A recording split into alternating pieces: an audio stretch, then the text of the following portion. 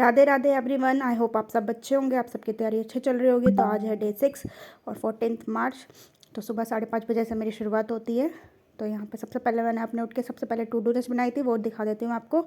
ये रही मेरी टू डू लिस्ट। सेम अभी इस हफ्ते तो ऐसे ही चलेगी, जब थोड़ा थोड़ा कोर्स कंप्लीट होगा तो उसके बाद दूसरे स्टार्ट कर दी जाएगी। सुबह वाला सेक्शन सबसे पहले मेरा स्पीड मैथ्स का रहता है, then reasoning, then current affair, then कुछ और अगर करना हो तो, वरना फिर ब्रेक हो जाता है वहाँ पे। तो सुबह ऐसा रहता है, इतनी शांति रहती है, पढ़ने में इतना अच्छा लगता है, मन भी लगता है, बहुत शांति रहती है।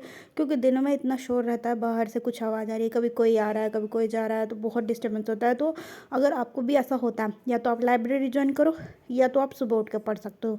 यही दो चीज़ होती हैं, वो आपके ऊपर डिपेंड है, आप कैसा करते हो कैसे नहीं। पूरा दिन तो भाई इतना ज़्यादा डिस्टर्बेंस होता है, कभी कभी होता है कि कोई आ जाता है। हम घर में तो शांति रहती है, घर वालों को पता है कि बच्चे पढ़ रहे हैं क्या है, लेकिन जो बाहर वाले होते हैं ना, शोर मचता, बच्चे खेल रहे हैं, कहीं बाहर कोई बात कर रहा है, कभी कुछ हो रहा है बाहर, तो मतलब ये सब ना चलता ही रहता है। तो ये एक पार्ट है। कभी कभी डिस्टर्बेंस हल्का बहुत होता है भाई, हम एग्ज़ाम में सेंटर में जाते हैं, वहाँ पे भी डिस्टर्बेंस मिलता है, तो थोड़ा बहुत चलता है। पर हर वक्त अगर ज़्यादा वो पढ़ाई में डिस्टर्बेंस हो रहा है, तो फिर आपको अपना शेड्यूल बदलने की मतलब टाइम बदलने का ज़रूरत है, और या तो फिर लाइब्रेरी ज्वाइन करो। सुबह एक तो मन बहुत अच्छा रहता है ना, तो पढ़ाई बहुत आराम से शांति से हो जाती है। सबसे बड़ा बेनिफिट यही है सुबह उठने का।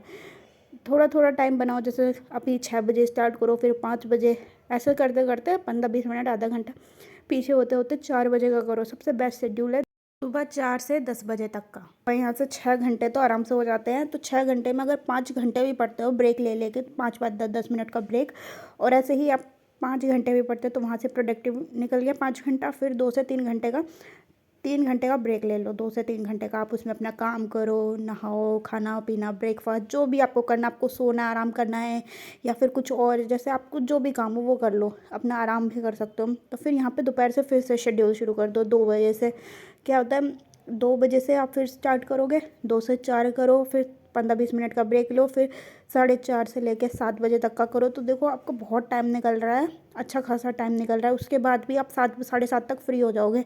अगर आपको पढ़ना है तो पढ़ो उस टाइम, उसके बाद नहीं पढ़ना कोई बात नहीं, अपना डिनर करो और अपना टाइम से सो जाओ। क्योंकि सुबह जल्दी उठने के लिए सबसे पहले आपको टाइम से सोना पड़ेगा। ये नहीं कि आप चाहते रहे हो बिस्तर में 10 बजे, लेकिन सो रहे हो 12 बजे, लगे हो फ़ोन में, तो यहाँ से भी होता है, डिस्टर्बेंस बहुत होती है। ये सब आपका अपना दिमाग है, आपको कंट्रोल में करना है। कोई और नहीं आएगा आपके लिए, कोई आपको उठाएगा। आप पेरेंट्स ज़्यादा से ज़्यादा उठा सकते हैं कि उठ जाओ कर लो, पर करना आप ही को है, करना हम लोगों को ही है।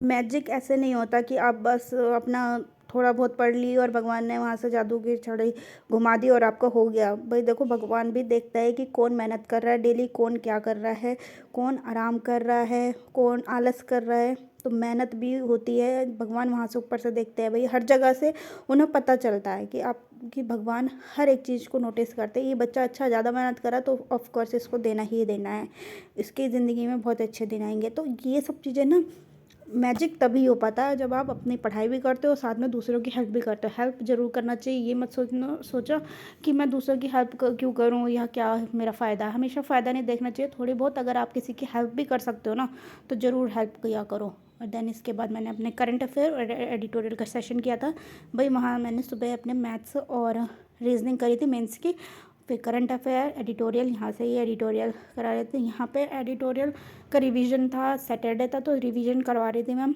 तो यहाँ से अच्छे खासे वर्ड्स रिवाइज हो गए भाई, बहुत हाई लेवल के वर्ड्स थे। अगर आपको दिक्कत होती है ना, कोई बात नहीं, जो मैम पीडीएफ प्रोवाइड कर रही है, या आप जहाँ से भी कर रहे हो वहाँ से भी पीडीएफ आ रही है, रोज डेली उसको बोल बोल के करो, उस वर्ड को लाओ, सेंटेंस खुद से फ्रेमिंग करो, तो वो चीज़ें हैबिट में आनी शुरू हो जाएंगी, तो आराम से हो जाएगा।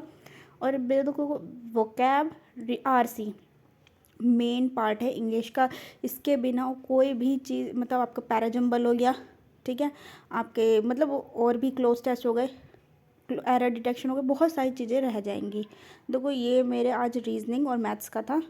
यहाँ पे मैंने मैथ्स के स्पीड मैथ्स जो चेक लिस्ट प्रोवाइड करता है सर वहाँ से कर रही थी, और रीजनिंग यहाँ कर रही थी। भाई रीजनिंग के एक पॉसिबिलिटी मैंने इसमें जो इन्फॉर्मेशन दी होती है ना वो गलत लिख दी, उसकी वजह से मेरी ये 5 पॉसिबिलिटी बनी है, 5 में जाके हुआ है। और एक सेकंड क्वेश्चन था भाई रीजनिंग का, ये इतना बढ़िया क्वेश्चन था, इतना सॉलिड क्वेश्चन था, देखने में तो तब था ईजी, पर करने में लग गया टाइम इसको अच्छा खासा।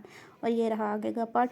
वही बात है कि आपको रोज़ डेली करना पड़ेगा, कंसिस्टेंसी होनी चाहिए, तभी आपकी ज़िंदगी में मैजिक काम करेगा, वरना मैजिक भी काम नहीं करेगा।